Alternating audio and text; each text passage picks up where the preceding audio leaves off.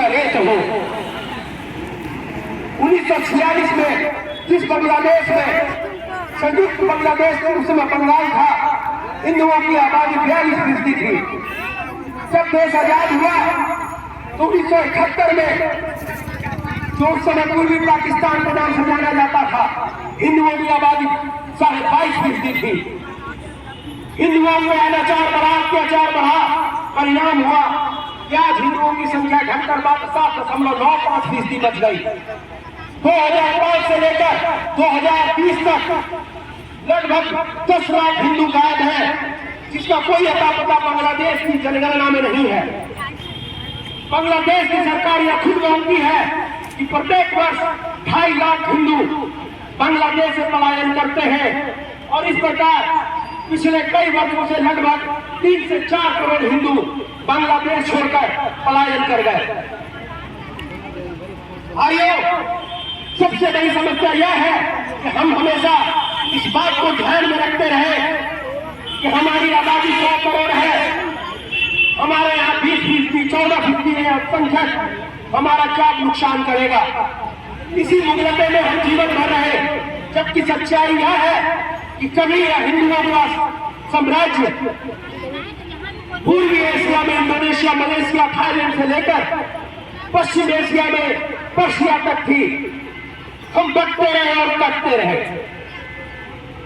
और हम बढ़ते रहे और कटते रहे और आज कटते कटते स्थिति ये आ गई कि हम भारत में भी अपने अधिकारों के लिए सड़क पर उतरते हैं तो हमारे ऊपर लाठीचार्ज हो जाता है।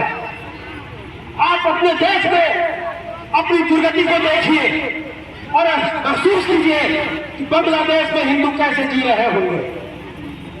आपने देखा होगा 1 सप्ताह पहले संभल में जब न्यायालय के निर्देश पर सरकार की टीम सर्वेक्षण करने पहुंचती है तो उस टीम पे हमला होता है, पुलिस पे हमला होता है। जिसे इस देश में अल्पसंख्यक माना गया है वो हमला करते हैं।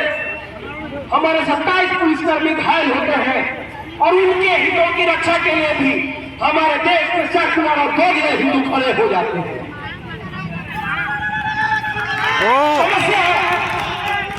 समस्या जमात इस्लामी से नहीं है, समस्या हिफाजत इस्लाम से नहीं है, समस्या दोगुने और सेकुलर हिंदुओं से है। जय श्री राम। फिलिस्तीन में मानवाधिकार का दुहाई देने वाले, संसद में जय फिलिस्तीन का नारा लगाने वाले आज बांग्लादेश में हिंदुओं पर अत्याचार पर मौन धारण किए हुए हैं।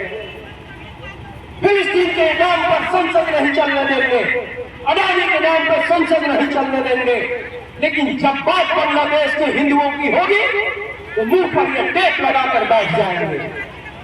जब बात हिंदुओं की होगी तो ये जाति की गणना करेंगे।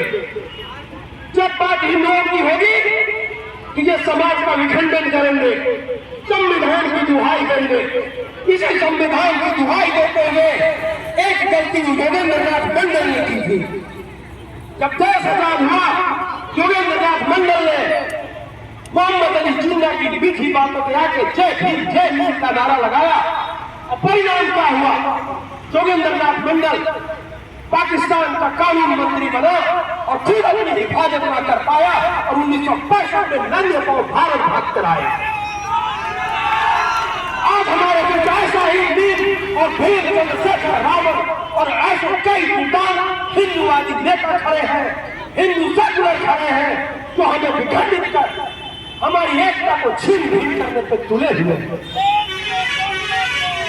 आज जरूरत इस बात की है कि जो बांग्लादेश में अनाचार हो रहा है उस अनाचार की आवाज भारत में भी सुनाई क्यों नहीं दे रही है?